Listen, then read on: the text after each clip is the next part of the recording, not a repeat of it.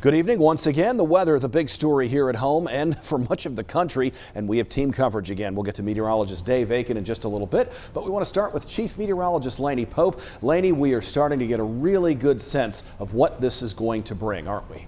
Yeah, we're definitely being able to narrow our focus on what is going to impact us. We're still under a winter storm watch across the area. That will likely go to warning as we head into tomorrow. Many states out to the west are already under winter storm warnings. That is mainly for snow, for sleet, and for freezing rain. That's also what we anticipate seeing here across the area. Now, you do still have time to prepare tomorrow and then also most of the day on Saturday. You can see this is Saturday morning and most of that precipitation well to the west. Then as we head into the late afternoon, evening hours, that's when it's going to start to get a little bit closer to our region. We may see an initial burst of snow with this, but then we're anticipating some warm air gets into this weather system and turns it over to some sleet and some freezing rain. Now that sleet will still pile up and that freezing rain would likely be on trees. So we'd rather not have it on the trees because that is what leads to the power outages. But notice the time frame here, Saturday into Sunday morning and into Sunday night. We've got a long period of frozen precipitation across our areas. So that is what we are concerned about. That is why we do have that winter storm watch out. On the backside of this, Sunday night into Monday, it'll be wrapping up and moving out. Winter storm watch includes much of the Carolinas, does not include the coast. That's where we anticipate temperatures to be warm enough to allow rain to get into this. We want you to prepare. We want you to prepare for the possibility of snow, sleet, and freezing rain and the impacts that may come with that, which is roadways, maybe power outages across the area. You do still have plenty of time to prepare for that. We're going to check in with Dave with more on the storm timeline. Yeah, Lainey, and you're right, Lainey. It's going to be cold this weekend, so that's going to support some of this wintry precipitation. We may not get up to 30 Saturday or Sunday afternoon. Snow and sleet developing in the afternoon into the evening hours. We go through the day on Saturday. So the first half of Saturday not looking that bad. Probably some clouds around till we get into later in the afternoon hours. Saturday night, it'll change from sleet into freezing rain, and when that occurs overnight or in the latter part of the evening hours on Saturday, we still have to determine that, and that will kind of determine also how much sleet would accumulate and how much would be freezing rain and how much ice would accrete on any sort of limbs or power lines. And then Sunday, it's mainly a freezing rain situation. It's not very pretty, to be honest with you. It'll look like it's rain all day, but it will be freezing on top of surfaces like cars and roadways, bridges, and power lines and tree limbs. Cooler 40s for tomorrow starting out, though, so you've still got time to prepare for the storm. Maybe an early day shower or sprinkle tomorrow morning, but most of us will stay dry. The major winter storm for the weekend for icy conditions. Then Monday, slick travel, clearing and cold will stay below freezing on Monday and on into the day on Tuesday as well. Tuesday morning is going to be very cold, single digits. Bus stop temperatures will be into the 30s, and we should see a few extra clouds around and some breaks of sun tomorrow afternoon mixed with our clouds, and temperatures a little cooler than today. We'll hold in the 40s and the upper 40s across the Piedmont tomorrow afternoon. We'll talk more about kind of the timeline, where we are in our situation, some more precipitation type evaluation. We'll discuss all that in just a little while, Kenny. Okay, Dave, thank you very much. In Rockingham County, emergency responders are turning a school into an emergency shelter. WXI 12's Bethany Cates has the story for us tonight from Rockingham Middle School. Rockingham County Emergency Management says the shelter will open up here on Saturday at 10 a.m. and remain open for 24 hours or until it is deemed no longer necessary. But officials say now is the time to prepare. Be prepared for long duration outages. That's been said before. That's what our forecasts are showing. You've heard it time and time again, but you can never be too prepared. Local and government officials are actively putting measures in place to keep you safe, but they say there's still things you can be doing now to get ready for what's to come.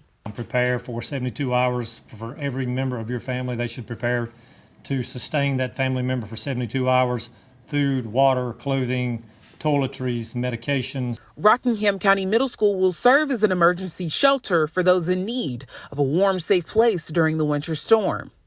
Certainly the shelter's there as a life-saving measure, so if they feel that they're an imminent threat, then certainly they should make a move to go into a shelter. Some in the community say this is a great measure the county is putting in place to ensure everyone has somewhere safe to go. I think it's really helpful for people who don't necessarily maybe not have a guaranteed roof over their head, like not a stable home that could possibly something could fall in, ice could break it, anything could happen. Emergency officials say these are high stress times for everyone, and it is important to be courteous and to stay off the roads when the storm hits. Obviously, response times will be slower due to the treacherous roadways, so we want to be able to mitigate all emergency calls as best as we can. We will upstaff our 911 center to be able to handle all the calls that come into the 911 center. Rockingham County officials say they are monitoring the weather closely and will continue to alter their plans and send out updates as soon as they are available. In Rockingham County, I'm Bethany Cates for WXII 12 News. Bethany, thank you. Today, Governor Josh Stein held a briefing ahead of this weekend's storm, during which Emergency Management Director Will Ray said hotspot crews are being deployed along major routes. These crews will be made up of members of the DOT, Highway Patrol, and the National Guard, and will target areas where drivers are more likely to lose control behind the wheel. These are combination teams of the NCDOT and North Carolina National Guard to ensure safe movement and address stranded vehicles from along our major roadways. These teams will be moved around those impacted areas as needed. The governor will hold another winter weather briefing tomorrow morning at 11:30. We'll carry it for you live over on WXII. And if you're not by a TV, you can also stream it on our YouTube channel, our Facebook page, and our free mobile app. Surry County is one of the places where hotspot crews will be set up. City crews have already started brining the roads. There are also crews on standby to continue working throughout the weekend. However, local leaders are encouraging people to stay off the road if at all possible, particularly once the ice starts to fall. Greensboro is also talking about its winter storm attack plans. Late tonight, the city declared a state of emergency. Right now, Greensboro has about 5,000 tons of salt spread between two locations. However, the Transportation Department says crews have to cover about 2,500 miles of road, paying particular attention to overpasses, bridges, and shaded areas. And they have started thinking about the impact into next week as well. Everything we keep on hand at any given time, typically I can get through about 4 events. What we do though, as soon as we knew this event was coming in, we had placed an order so that they will start delivering and resupplying our stockpile next week. Local leaders urge drivers to be patient as crews respond to road conditions. Several counties and cities have also held briefings on how they are preparing. You can watch all of those briefings by scanning the QR code that's in the bottom right-hand corner of your screen. That'll take you straight to the WXII 12 News YouTube page, where you'll also find more stories on how to get you and your family ready for this approaching winter storm. And since this is looking like more of an ice deal than a big snowfall, doctors are also warning about the risk of black ice. We spoke with an orthopedic surgeon with Novant Health. Dr. Scott McGinley says a lot of people slip and fall on black ice while they're doing simple tasks like putting out the trash or getting the mail. Even younger people can fall and break a hip or break their wrist. He has some advice on how to walk safely outside when it's slippery. Yeah, make sure you have good shoes on, rubber-soled shoes, either sneakers or boots, and be proactive. You know, I may fall, so I'm going to have a cane or a walker in my hand before I go out, even if I've never used one before. Doctors also suggest that you be alert and pay attention when you're outside during icy situations. Most falls end up occurring because people are distracted doing other things like looking at their phones or carrying in groceries.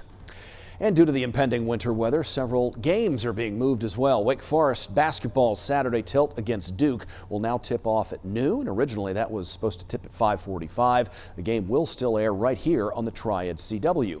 Also of note, North Carolina's Saturday meeting, the men in basketball with Virginia, has been moved to noon as well. Originally, that game was supposed to begin at 2 in Charlottesville. Hoops is not the only sport making adjustments. A pair of local hockey games will be on the move as well. The Gargoyles are moving Saturday's game up to 2, and the Twin City Thunderbirds will play at 2:30.